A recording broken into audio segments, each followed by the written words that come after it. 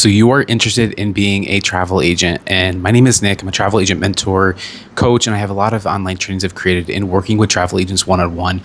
The reason I wanted to make this video is because on TikTok, this video topic blew up, and I think a lot of you are disillusioned into what being a travel agent actually means and how do you make money and what do you actually need to do, like what does a day-to-day entail. So I wanted to make this quick video and just talk briefly about what are you getting yourself into before you're a travel agent. So welcome to my YouTube channel. If you can do me a huge favor, click that follow, subscribe button below. It tells YouTube that this is a high quality video and you learned something, so it'll share the video with other people just like you.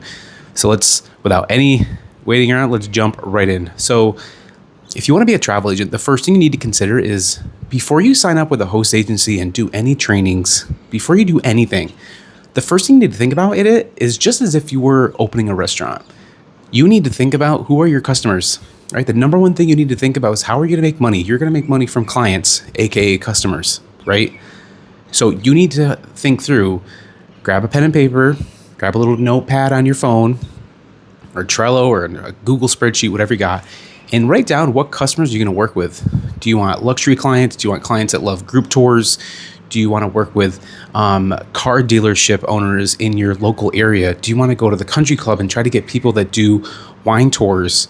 Who is your customer?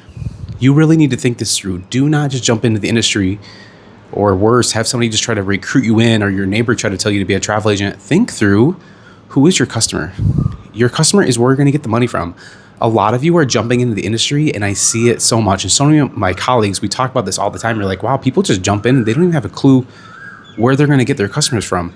So you should have a type of persona or a group, a collection of different clients that you're going to work with. And it's not really rocket science here. You just need to think about, what are you going to do? There's one of our colleagues, her name is Christy. She works in our host agency. She's another agent, I should say. She does something very specific, and I just want to share what she does. She does accessible travel.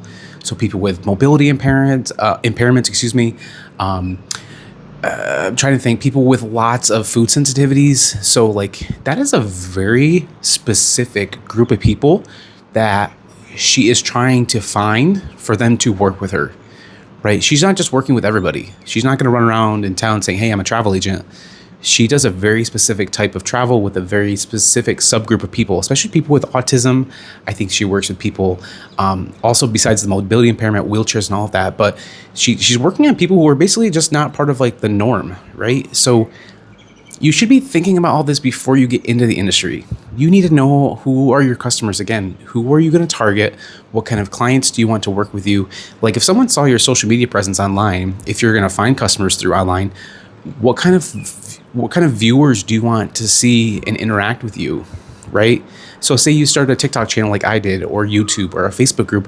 What is the name of the Facebook group? What's the type of people you're looking for? Are you working with families with lots of small children? Families with teenagers? That's a whole kind of subset, right? Different. Those kids, the families with those kids who are like teenagers or late teens typically kind of want a little bit more immersive, more stuff to do. Toddlers kind of just like want cool little slides and baby splash pads, right, and pools and stuff like that. Something kind of low key.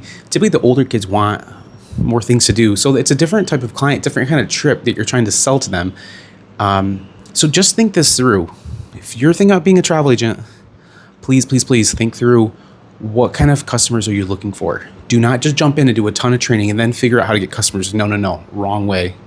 You need to think about this first. It's like opening a restaurant, right? If you're going to open up a sushi restaurant in your hometown or in New York City, somewhere very populated, right, versus a small town, very different, right? New York City has different considerations you need to think about, like foot traffic. What side of the road are they on? Is it near a major, apartment complex? Where are these customers going to find you, right? Really, that's what you have to think about. Are they going to find you on Google Maps and then using keywords sushi as the name in the restaurant? Or are you going to be like in the moms groups online and Facebook and things like that and always be the one that you want people to recommend? How are they going to find you, and what kind of people do you want to work with? You have to know this as a travel agent. You can't just jump into this industry and just hope you're going to find customers. It doesn't work that way. And I got to tell you what, we have a lot of competition, y'all. We got a lot of stiff competition. I know everyone says, well, sell your service and, sell what you can offer the client. Yeah, that works on some people, but If you guys haven't heard, there's this website called like Amazon and everybody uses it. Everyone does online shopping. Everybody looks at reviews. Then there's even a button that pops up that shows similar products.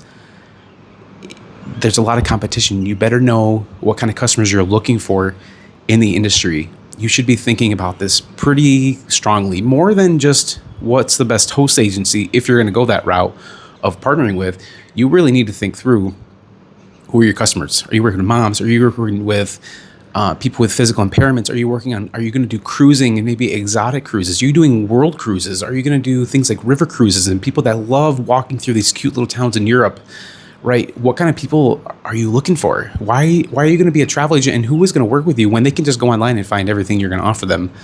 That's pretty much neck and neck the same, right? So the best and most successful travel agents in the industry that I know personally from doing this for 6 years are people that kind of have a subset. There's a group of people. It's not always the local people in their town. It's typically, there's something else. They're getting referred for another reason, right? It's level of service, maybe some level of luxury, hand-holding, concierge, white glove service where as soon as they land from the airplane, in an international destination, everything's taken care of. They don't lift a single piece of luggage. Like, what kind of service and style of experience are you trying to provide for your customer? Think that through. Do not just jump into being a travel agent just because everyone else is doing it, because you saw someone on YouTube talking about it, because your neighbor encouraged you to join her agency or whatever.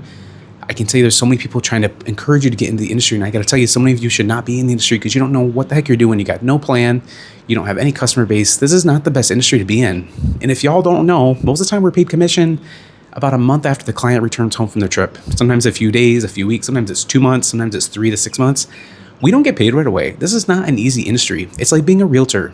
So if you're really thinking this through and you thought about becoming a travel agent, just know this is very similar to being a realtor. We are basically the realtors of the travel industry, right? And there's a lot of ways to circumnavigate you. People don't need a travel agent. It's really more of a convenience. It's a luxury. It could be somebody who has a specialty knowledge of a certain region of the world, right? There's lots of different ways to plan travel. And a lot of you are like, well, I've always wanted to be a travel agent. And I got to be honest, this is a sales industry. You might be calling yourself a travel agent, travel professional, travel consultant, travel advisor, whatever term you want to use. But guess what? At the end of the day, we are in sales. People need to book with you. You can't just give them information and have them go book on their own. You won't make any money. You'll make $0 in commission. So this will be a hobby that you spend a lot of time and money on training. So think through, there's 2 ways to really approach this, right? I wasn't going to say this in the video, but I think now we should. I think I should talk about this. You can sell travel similar to how you travel personally. So a lot of people find me because I'm very open perspective. I share a lot of very honest information. I don't like sugarcoat it and I don't sensationalize it. I'm pretty honest, and kind of people know me as like the guy next door, like the neighbor, like that everybody knows and trusts, right? So I've come through that approach, and I'd like to talk about exciting destinations and fun ways to travel and like premium resorts. If you're talking about the all-inclusive space, I love offering and talking about the premium resorts. I'm not talking about the entry level, the $20, $50 a night ones. I'm talking about like the $250 to $350 to $600 a night resorts, and that might even be per person. So you can approach this as if you're gonna sell travel according to how you travel personally, which you may or may not want to do, especially if you're a budget traveler. You can also go out and just think about things, and really what you should be doing is thinking about not what's in your checkbook, what's not in your wallet, but can you do that? Some people are incapable of separating that. So if you can't sell from outside of your checkbook, you might have a hard time in this industry. So you can sell based on what you personally like to travel. Like, say you love group travel in Europe, like group travel with women over 50. That's a perfect like sub niche, right? It's a perfect sub category of people to work with. It's a great topic. A lot of you are doing really successfully with that. Some of you are just trying to sell the cheapest all-inclusive with the cheapest flight out of town and making like a $25 to $50 commission. I got to tell you right now, that's not going to pay the bills. So be careful if you're trying to market and sell travel because you're really good at finding the best deals. That's probably not going to work for you in the long term. It's going to be a lot of work, a lot of high volume of customers with very little ROI. ROI is return on investment. So have some idea in mind. Let's just assume you make 10, 12 to 15% commission excluding air on so that would be commission on the hotel or the cruise. How much money is that? you might want to run the numbers first before you get into the industry. So I'm just being honest, and I think this is a heartfelt message for anyone out there like yourself who's interested in getting into the industry. Please don't just jump in. You can go to every host agency, every mentor. They're all going to tell you, "Oh, we have all these coaching, we have all this help and support. We have all these people that can help you. We have a mentor that you can reach out to." It doesn't matter. At the end of the day, if you're not a salesperson, this is going to be really tough. It's a really tough industry, and I keep emphasizing that because I don't think enough of you are paying attention to really just how difficult this is. So just think this through. So think through, who is your customer going to be? Before you do anything, the first question you ask yourself if you want to get in this industry is, what kind of clients do you want to work with? Luxury, groups, cruises, river cruise, expeditions, Antarctica, bucket list, the 7 continents, like a world cruise, super luxury. There's a lot of really good ways to make money in luxury, but you got to run the numbers. And do you have a customer base that's going to buy from you for luxury? How are you going to pitch it? Are you comfortable talking about luxury if you barely make enough money to pay your bills? That's a mental hurdle you're going to have to get over at some point. And the best way to think about this is, just because you work at a Porsche dealership as a salesperson, right, on the floor, doesn't mean you need to drive a Porsche into work. Have you seen what the people drive in to work with who work at the car dealerships? Do you know the ones that work at the Lexus? I was thinking like Lexus, something Mercedes, right? Do you see what the salespeople are driving? Most of them are driving like Toyota Camrys, Honda Civics, or maybe an old beat up Ford Ranger. You don't have to live a luxury lifestyle to sell luxury, but you are going to need to be confident in selling it. It's not nothing that you can't learn, right? Those people at the dealership know that product well. They know who it's for and who it's not, right? So just understand, you got to know your customer base getting in. Do not just jump into this industry without knowing who your clients are. If you don't even know who your clients are right now, this is a good point to push pause. Do not join anyone's agency, and really sit down and do some self-reflection and say, okay, well, what kind of travel do I want to sell? And then maybe look at some tour companies' websites, cruise lines with a specific cabin, like an inside an ocean view or balcony, and just see what commission would be. Commissions on cruises typically are around like 15 to 16, but that's not on the whole price. It's before gratuities, before all the add-ons. It's typically not on the all-inclusive package. Like with Carnival, you don't earn any money on that. Royal Caribbean, you don't earn any money on that. You would make on Celebrity, for example, Princess Holland, you would.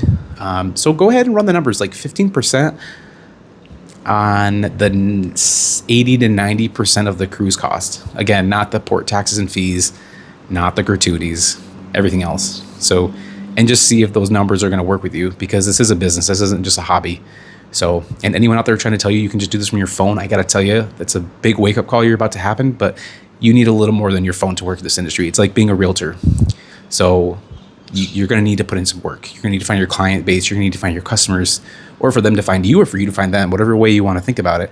But this is a lot more work than most people make it out. And a lot of companies now are affiliated with big MLMs. I'm just telling you, I don't think it's a smart move long term. I think you should really think through a good long partnership with really solid agencies that are going to support you on your journey for this. So I hope you think this through. If you found this valuable, if you have questions also, please drop them in the comments. I'm happy to help you. I'll be there. I'll chit chat with you for a little bit. And if you can, do me a favor, click subscribe below so other people can find this content if you found it valuable. Thanks so much. And again, I'll see you in the comments.